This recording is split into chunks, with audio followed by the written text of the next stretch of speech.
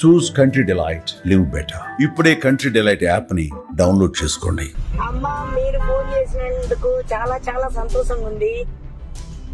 Okay, once again thank you మా.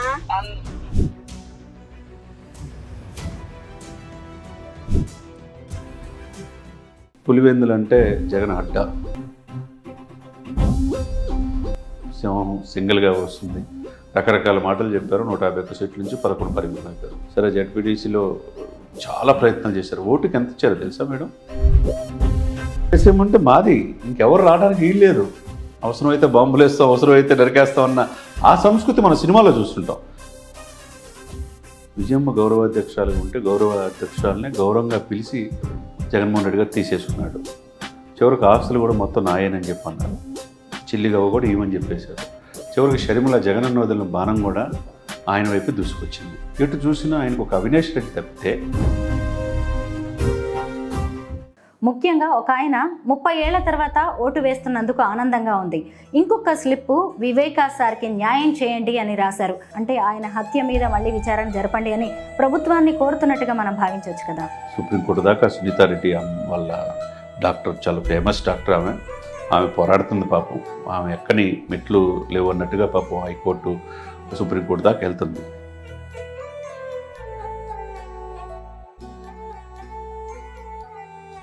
అందరికీ నమస్కారం, నేను Swaroopa Potlapalli. Welcome to Suman TV. ఎంతో ఉత్కంఠ భరితంగా సాగిన పులివెందుల ఒంటిమిట్ట ఉప ఎన్నికల్లో వైసీపీని కూటమి కుమ్మేసింది. జగన్ కంచుకోటగా ఉన్న ఈ 2 ప్రాంతాల్లోనూ టీడీపీ జెండా ఎగరవేసింది. ప్రస్తుతం నాతో పాటు ఉన్నారు senior political analyst Chandu Srinivas గారు. ఆయనతో మాట్లాడదాం. నమస్తే చందు శ్రీనివాస్. నమస్కారం అండి. మీరు కూడా చూసి ఉంటారు, పులివెందుల జెడ్పీటీసీగా గెలిచిన మారెడ్డి లతారెడ్డి గారిని నారా భువనేశ్వరి గారు కాల్ చేసి విష్ చేస్తున్న వీడియో ఇప్పుడు వైరల్ గా మారింది. అమ్మా, మీరు ఫోన్ చేసినందుకు చాలా చాలా సంతోషంగా ఉంది. Okay, once again thank you మా. అసలు ఈ 2 చోట్ల టీడీపీ విజయం ఎలా సాధ్యమైందంటారు? అంటే ప్రజాస్వామ్యం నిలిచి గెలిచిందని అనుకుంటున్నాను నేనైతే. ఎందుకంటే 30 సంవత్సరాలు, అంటే 3 దశాబ్దాలుగా అక్కడ ఓటేయడానికి ప్రజలకి హక్కు లేకుండా పోయిందంటే ఇంతకంటే దారుణం. అంటే మనుషులు ఉన్నా చనిపోయినట్టే, అంతే కదండి. ప్రతి ఒక్కళ్ళు ప్రజాస్వామ్యంలో ఓటు అనేది చాలా విలువైంది. ఆ ఓటుని వాళ్ళు దుర్వినియోగం చేయటం అంటే ఓటు వేయటానికి పోయి పోలింగ్ బూత్కి వెళ్ళాల్సిన అవసరంలా అల్లే వేసేసుకునేవాళ్ళు. అది అప్రజాస్వామ్యం. అంటే ఆ విధంగా ఫ్యాక్షన్ రాజకీయాలకి రాయలసీమ అడ్డా అయిపోయింది. సరే, మొత్తానికి 30 సంవత్సరాలు అంటే మధ్యలో 14 సంవత్సరాలు టీడీపీ ఉంది. మరి టీడీపీ ఉన్నప్పుడు కూడా పులివెందులో ఆ రోజు చేసుకోలేకపోయారు. ఇప్పుడు కారణం ఏంటి? దాని వెనక జనసేన, బీజేపీ ఉంది. 3 పార్టీలు కలిసినాయి కాబట్టి ధైర్యం ఈ కూటమికి వచ్చిందని నేను అనుకుంటున్నాను. ఎందుకంటే ఒక టీడీపీతో వచ్చేది కాదు ఇది. మిత్రధర్మం ప్రకారం ఎక్కువగా ఏంటంటే రాయలసీమ జిల్లాలో ఇప్పుడు మీరు చెప్పిన ఒంటిమిట్ట కావచ్చు, పులివెందులు కావచ్చు, బలిజలు ఎక్కువ, బలిజ సమాజ వర్గం ఎక్కువ. వాళ్ళంతా కంప్లీట్గా పవన్ కళ్యాణ్ వైపే ఉన్నారు. కాబట్టి టీడీపీకి అధికార పార్టీ ఉంది. దాంతోపాటు ధైర్యం అనేది, బలిజల ధైర్యం అక్కడ పవన్ కళ్యాణ్ యొక్క ఇది వచ్చింది. కాబట్టి ఈ గెలుపుకి టీడీపీ, బీజేపీ, అటు జనసేన 3 పార్టీల కలయికతోనే ఈ కూటమి గెలిచిందనేది స్పష్టం అన్నమాట.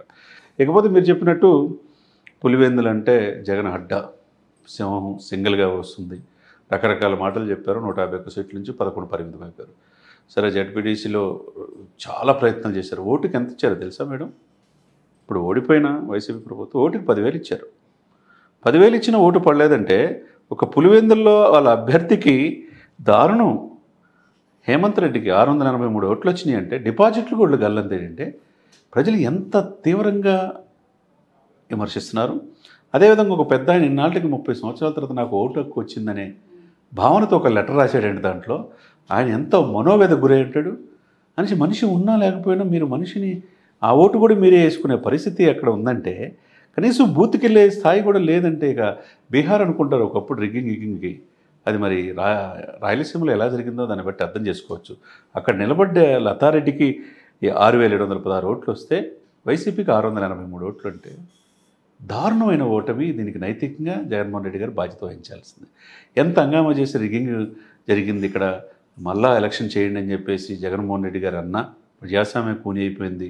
7,000 మంది పోలీసులు ఉన్నారు. టీడీపీ యంత్రాంగం అంతా దించింది. రకరకాలుగా జగన్మోహన్ రెడ్డి గారు చెప్పారు. అయినా కానీ ఎలక్షన్ కమిషన్ అనేది ఒకటి ఉంటుంది. ఎలక్షన్ కమిషన్ అనేది మీకు తెలియదు కాదు, 324 ఆర్టికల్ ప్రకారం వాళ్ళకి ఎవరైనా ఒకటే, rule is rule for all, వాళ్ళ ప్రకారం వెళ్తారు. పోలీసులు వాళ్ళు డ్యూటీ చేస్తారు. అంటే మీరున్నప్పుడు ఎలక్షన్ కమిటీ సరిగ్గా పనిచేయలేదు, పోలీసుల్ని పనిచేయలేదు, అంతే కదండి. 30 సంవత్సరాల్లో ఎవరు పార్టీ నిలబడాలి, ఓటేయాలంటే కూడా ప్రజాస్వామ్యం లేనప్పుడు ఇంకా మనం ఉన్నా లేనట్టే కదండి. అది పులివెందుల వంతు. ఇకపోతే ఒంటిమిట్ట అంటే మనం భద్రాచలంలో రాముల వారు ఎంత పవిత్రమో అంతా అక్కడ ఒంటిమిట్ట, విభజిత ఆంధ్రప్రదేశ్లో అక్కడ ఒంటిమిట్ట అక్కడ ఉత్సవాలు చేసుకుంటున్నారు. అది హిస్టారికల్ అన్నమాట. ఆ ప్లేస్లో 12,505 ఓట్లు టీడీపీ అభ్యర్థి కృష్ణారెడ్డికి వచ్చినాయి. అక్కడ వైసీపీకి వచ్చిందంతా సుబ్బారెడ్డికి 6,351. అంటే ఎంత దారుణంగా, అంటే ప్రజలు ఎంత వ్యతిరేకతతో ఉన్నారు. బటన్ నొక్కాం, సంక్షేమం ఇచ్చాం, కానీ అభివృద్ధిని మర్చిపోయాం. కాబట్టి ప్రజలు వాళ్ళు మర్చిపోయారు. సరే, ప్రభుత్వ వ్యతిరేకత ఓటు ఉంటే కనుక, ఇప్పుడున్న ప్రభుత్వ 14 నెలల పాలన కనుక వాళ్ళ వ్యతిరేకత ఉంటే ఈ రిజల్ట్ వచ్చేదా? మీరు చెప్పండి, వచ్చేదా చెప్పండి.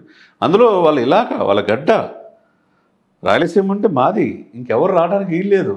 అవసరమైతే బాంబులు వేస్తాం, అవసరమైతే నరికేస్తాం అన్న ఆ సంస్కృతి మన సినిమాలో చూస్తుంటాం. ఇది ఇప్పుడు ఇన్నాళ్ళకి ఆ కోట బద్దలు కొట్టినట్టే, జగన్ కోట బద్దలు కొట్టినట్టే అనేది స్పష్టంగా చెప్పవచ్చు. దీన్ని జగన్ పట్ల వ్యతిరేకతగా చూడాలా, లేదంటే కూటమి పట్ల జనానికి పెరిగిన నమ్మకంగా చూడాలంటారా? రెండు. ఒకటి జగన్ పట్ల వ్యతిరేకత, జగన్మోహన్ రెడ్డి గారు ఎందుకు ప్రజాస్వామ్యతంగా మమ్మల్ని ఓటేయలేదు అనే భావన, నియంతృత్వ ధోరణి, ఆయన సామాజిక వర్గమే ఆర్థికంగా స్థిరపడటం, వాళ్ళకే ప్రాజెక్టులు రావటం, వాళ్ళకే బాగా ధనవంతులుగా మారటం, పేదవాడు మరింత పేదరికంగా మారటం, ఇదొకటి. రెండోది, ఎంత రాజశేఖర రెడ్డి గారు చేసినా రాజశేఖర రెడ్డి గారి కంటే రాజశేఖరికి ఒక సాఫ్ట్ కార్నర్ ప్రజల్లో ఉంటుంది. ఇది 108 తీసుకొచ్చిన ప్రజలకి వాళ్ళకి ఫీజు రీయింబర్స్మెంట్ ఇచ్చిన ఇప్పటికీ జన హృదయాల్లో ఉంటాడు ఆయన. రాజశేఖర రెడ్డి గారి కుమారుడుగా ఈయనకి చాలా తేడా వచ్చింది.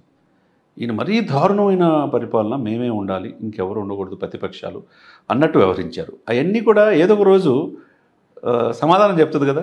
అంటే ప్రజల్లో ఇంత ఆవేదన ఉందనేది దాన్ని బట్టి ఈ ఓటు రూపంలో వాళ్ళు చెప్పకనే చెప్పారనేది స్పష్టంగా కనపడుతుంది. లేకపోతే పులివెందుల్లో నీ సొంత ఊళ్ళో 683 ఓట్లు ఏందండి. ఇప్పుడు ఎవరిని వేసుకునే లేదు. 11 పార్టీలు మళ్ళీ నామినేషన్ వేశారుగా, అందరూ ప్రచారం తిరిగారుగా. మరి అదే అందరూ డబ్బులు పంచారు అనుకుంటున్నారు కదా. సరే, డబ్బులు పంచారు. మీరు ఓటుకి అందరికంటే ఎక్కువగా 10,000 ఓట్లు ఇచ్చినా, 10,000 రూపాయలు ఇచ్చినా మిమ్మల్ని గెలిపించలేకపోయారంటే పులివెందుల అడ్డ, జగన్ అడ్డా అంటారు. ఏమైంది ఇప్పుడు జగన్మోహన్ రెడ్డి గారికి? దీన్ని బట్టి ఆయన ఆత్మపరిశీలన చేసుకోవాలి.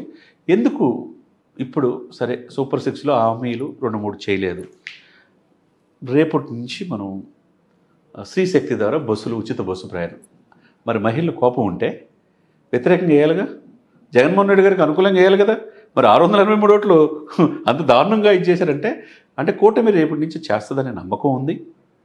కూటమి పట్ల అటు పవన్ కళ్యాణ్ గారి పట్ల కావచ్చు, ఇటు చంద్రబాబు నాయుడు గారి పట్ల కావచ్చు, ప్రజలకి, రాయలసీమ ప్రజలకి ఆ గ్యారెంటీ ఉంది. అందువల్ల ఇక్కడ కూటమి మీద నమ్మకం ఉంది, జగన్మోహన్ రెడ్డి గారి మీద అపనమ్మకం. ఆయన ఇంకా ఏమి చేయలేడనే ఆ భావన ప్రజల్లో ఉండబట్టే ఈ రిజల్ట్ అన్నమాట. పోలింగ్ బాక్సుల్లో దొరికిన స్లిప్స్ని మనం ప్రజాభిప్రాయంగా పరిగణించవచ్చు. ముఖ్యంగా ఒక ఆయన 30 ఏళ్ల తర్వాత ఓటు వేస్తున్నందుకు ఆనందంగా ఉంది. ఇంకొక స్లిప్పు వివేకా సార్కి న్యాయం చేయండి అని రాశారు. అంటే వివేకానంద రెడ్డి హత్యను కూడా ఇక్కడ ప్రస్తావిస్తున్నట్టుగా చెప్పవచ్చు. అంటే ఆయన హత్య మీద మళ్ళీ విచారణ జరపండి అని ప్రభుత్వాన్ని కోరుతున్నట్టుగా మనం భావించవచ్చు కదా. అంటే అది కోర్టులో ఉన్నాయి కాబట్టి మనం ఏం మాట్లాడకూడదు దాని గురించి. అది సిబిఐ చూస్తుంది. సుప్రీంకోర్టు దాకా సునీతారెడ్డి వాళ్ళ డాక్టర్, చాలా ఫేమస్ డాక్టర్ ఆమె పోరాడుతుంది పాపం. ఆమె ఎక్కని మెట్లు లేవు అన్నట్టుగా పాపం హైకోర్టు, సుప్రీంకోర్టు దాకా వెళ్తుంది. మరి ఏమవుద్దో మనం కోర్టులో విచారణ ఉండగా దాని గురించి మనం చెప్పకూడదు. ఏం జరిగిందనేది ప్రజలకి తెలుసు, అక్కడ ప్రజలకి. సరే, ఏదేమైనా కానీ ఒకవైపు షర్మిల గారు, ఒకవైపు వాళ్ళ అమ్మ విజయమ్మ గౌరవాధ్యక్షురాలుగా ఉంటే గౌరవ అధ్యక్షురాలనే గౌరవంగా పిలిచి జగన్మోహన్ రెడ్డి గారు తీసేసుకున్నాడు. చివరికి ఆస్తులు కూడా మొత్తం నాయనని చెప్పి అన్నారు. చిల్లిగవ్వ కూడా ఇవ్వని చెప్పేశారు. చివరికి షర్మిల జగనన్న వదిలిన బాణం కూడా ఆయన వైపు దూసుకొచ్చింది. ఎటు చూసినా ఆయనకు ఒక అవినాష్ రెడ్డి తప్పితే మిగతా వాళ్ళంతా పూర్తిగా యాంటీ అయిపోయారు.